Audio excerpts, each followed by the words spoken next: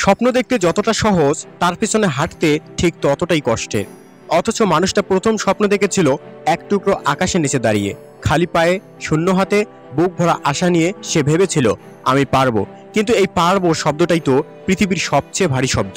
কারণ পারার আগে তাকে নিতে হয় শত অপমান, হাজারো ব্যর্থতা, নিঃসঙ্গ রাত, নীরব কান্না এবং চারদিকের কটূক্তির বিষাক্ত হাসি। লোকেরা বলে তুমি পারবে না, কারণ তারা জানে তুমি পারলে তাদের অক্ষমতা প্রমাণিত হবে।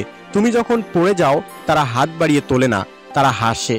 আর তুমি সেখানেই ভুল করো। তুমি ভেবে নাও হয়তো সত্যিই তুমি অযোগ্য। কিন্তু তুমি কি জানো, একটি ব্যর্থতা মানেই ব্যর্থ মানুষ নয়, একটি থেমে যাওয়া মানেই শেষ নয়, বরং যেখান থেকে তুমি পড়ে যাও ঠিক সেখান থেকেই শুরু হয় ঘুরে দাঁড়াবার যুদ্ধ। স্বপ্নের পেছনে যারা হাঁটে তাদের ঘুম হারাম হয়ে যায়। পৃথিবী ঘুমিয়ে পড়লেও তাদের চোখ জেগে থাকে। তারা জানে সাফল্য কেবল ভাগ্যবানদের জন্য নয়, সাহসীদের জন্য, যারা প্রতিদিন নিজেকে ভাঙে আবার গড়ে তোলে, যারা ভয় পায় তবুও থামে না, যারা কাঁদে কিন্তু হেরে যায় না।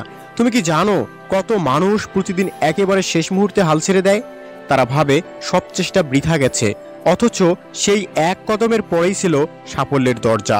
তুমি কি সেই ভুলটা করবে, নাকি তুমি অপেক্ষা করবে, যুদ্ধ করবে, বিশ্বাস রাখবে? যে স্বপ্ন তোমার ঘুম কেড়ে নেয় সেই স্বপ্ন একদিন তোমার জীবনের সংজ্ঞা বদলে দেবে। এই বিশ্বাস রেখো, যতই দেরি হোক তুমি পৌঁছাবে। হয়তো লড়াই হবে দীর্ঘ, কিন্তু ফল হবে অমূল্য। তোমাকে থামিয়ে দিতে পারে না কষ্ট, যদি তোমার ভিতরে জেগে থাকে আগুন। তাই দাঁড়িয়েও না আক্ষেপ নিয়ে জ্বলে ওঠো, কারণ তোমার স্বপ্ন এখন তোমার দিকে তাকিয়ে আছে। প্রতীক্ষায় তুমি কবে সাহস করে সামনে এগিয়ে যাবে। একটা ছোট্ট গল্প বলি। একজন ছেলেকে প্রতিদিন ভোরবেলা দেখা যেত শহরের শেষ প্রান্তে একটা ছোট চায়ের দোকানের পাশে বসে থাকতে। তার হাতে থাকতো একটা পুরনো খাতা আর একটা ভাঙা কলম। বয়স বেশি না, খুব বেশি হলে 20-22। কেউ জানতো না সে কি লিখে, কি ভাবে।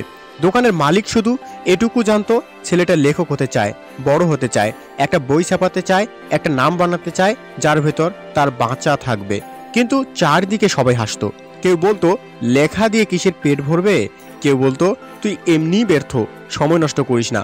একদিন তার বাবা বলল একটা কাজ কর, লেখালেখি বাদ দে, মানুষের মতো একটা চাকরি খোঁজ।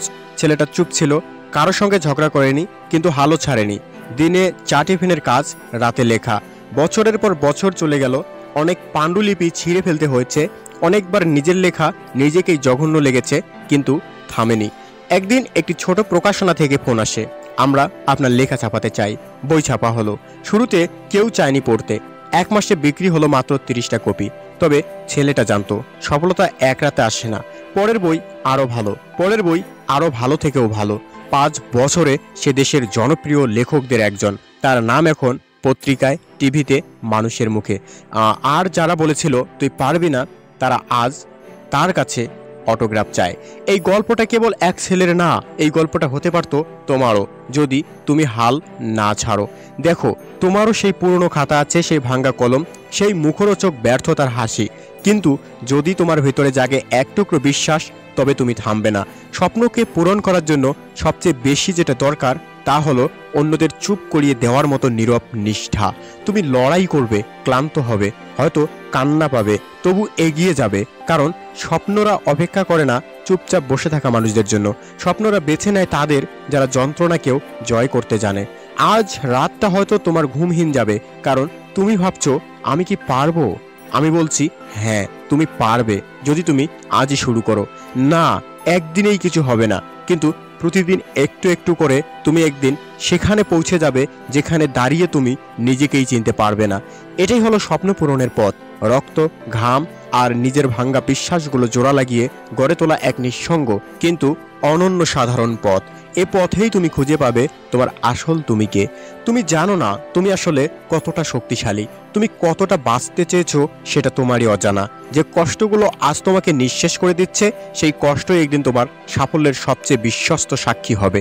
মানুষ ব্যর্থতাকে ভয় পায়, কিন্তু যারা বিজয়ী হয় তারা ব্যর্থতাকে শিক্ষক ভাবে। তারা জানে প্রত্যাখ্যান আসলে গ্রহণেরই একটা রূপ, একটু দেরিতে এসে পড়ে। তারা জানে তাদের কাছে আজ কোনো মূল্য নেই, তারাই কাল হাততালি দেবে দাঁড়িয়ে। তারা জানে রাত যত গভীর, সকাল ততই কাছে। তুমি যখন একা হয়ে পড়ো, মনে রেখো তোমার স্বপ্ন কিন্তু তখনও একা হয়নি। সে ঠিক তোমার ভেতরেই ধীরে ধীরে আলো জ্বালাচ্ছে। অন্ধকারে পথ দেখাচ্ছে। তুমি যদি তাকে জাগতে দাও তবে সে একদিন তোমার সমস্ত পৃথিবী বদলে দেবে।